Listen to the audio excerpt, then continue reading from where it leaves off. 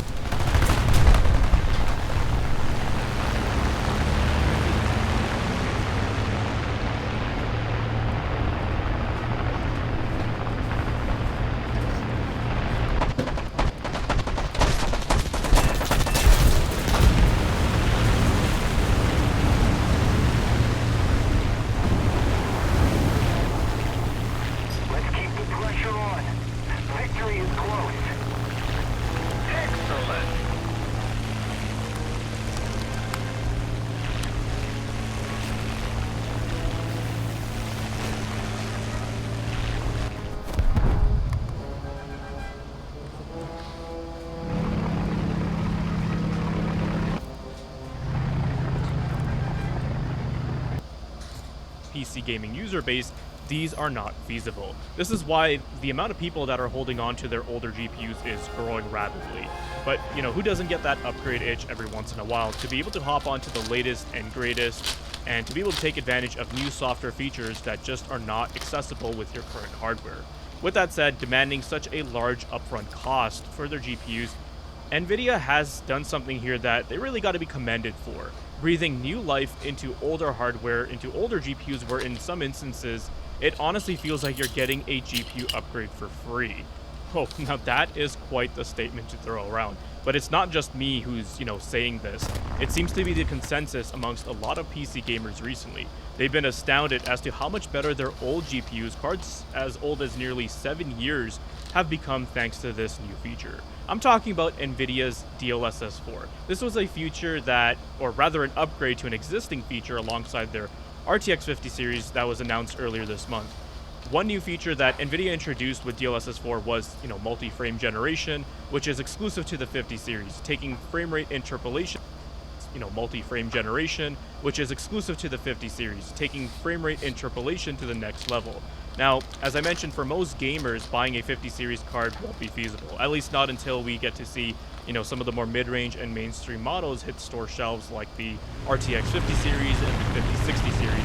However, another big update Nvidia introduced with DLSS 4 was their new transformer upscaling model that fortunately will be compatible with all RTX graphics cards going all the way back to the 20 series released back in 2018. This is excellent because there are still tons of PC gamers out there who are still running into these older GPUs, and the fact that they can now utilize a feature that essentially breathes more life into their hardware is a big plus. Like I said, shit's getting crazy expensive these days. The amount of disposable income or, purchasing power people have to spend on luxury items is diminishing. Hence, they're trying to ride out their current hardware as long as possible.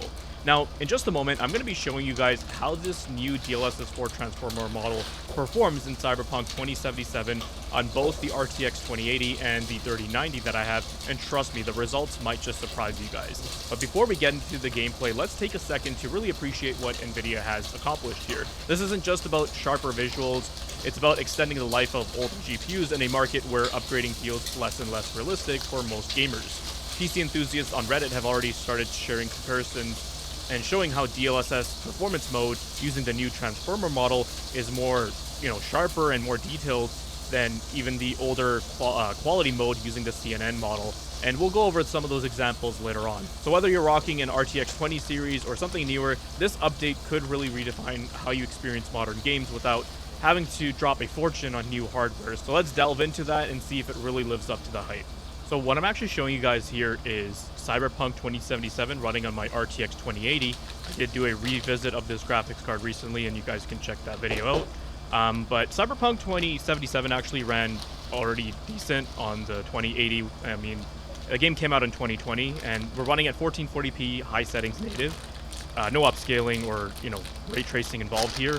And you guys can take a look at the performance. It's pretty decent, around 65, 60-ish FPS average on the average FPS, and then 1% lows, we're looking at about 56, mid-50s. So it's not terrible, right? It's definitely playable.